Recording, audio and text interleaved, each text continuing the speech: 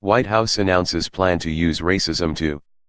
According to senior advisor Stephen Miller, the Trump White House has settled on a campaign stoking racism as a desperate ploy to keep Republicans in control of Congress.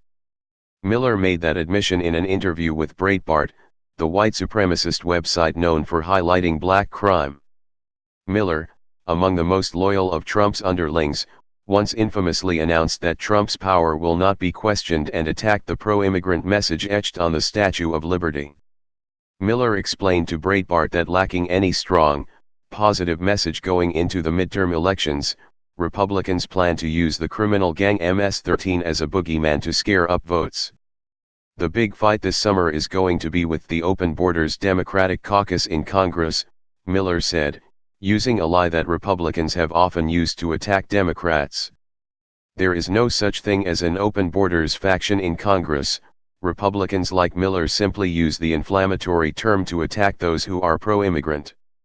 The Democratic Party is at grave risk of completely marginalizing itself from the American voters by continuing to lean into its absolutist anti-enforcement positions, Miller added. The Trump administration has been flustered because Democrats have refused to fully fund his unworkable border wall and have pushed back against the assault on Deferred Action for Childhood Arrivals, DACA.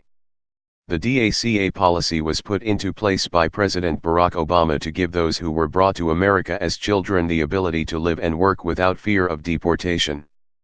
Trump has attacked the provisions, putting the lives of thousands of innocent people and their families in jeopardy and terror.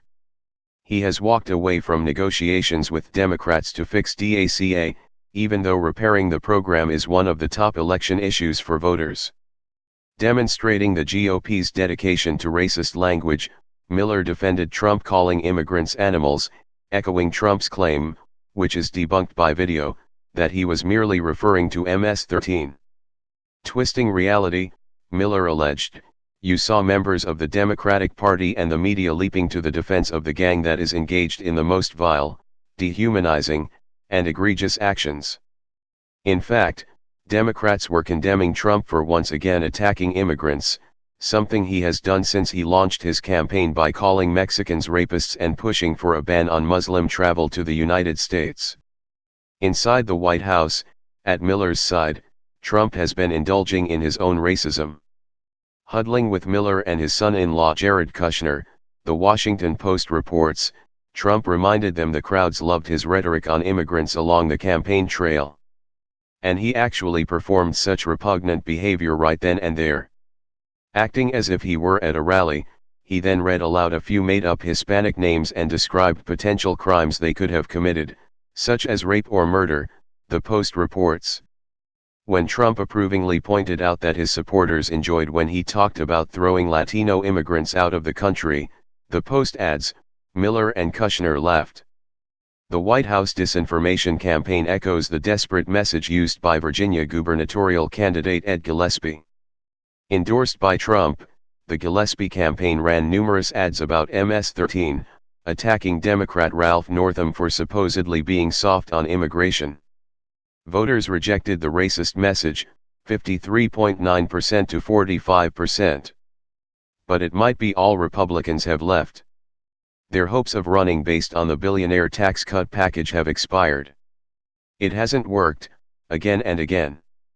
Voters are simply not buying the message that tax cuts for the extremely wealthy and megacorporations can do anything to help them. It has been a tradition with Republican campaigns to make an appeal to bigotry when everything else isn't working.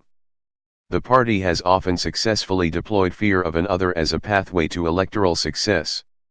Now Stephen Miller, representing the White House and speaking to a white supremacist website, revealed that the gutter path will once again be the party's chosen route to hold onto its power. But so far, voters have rejected that decision, and they are poised to do so once again.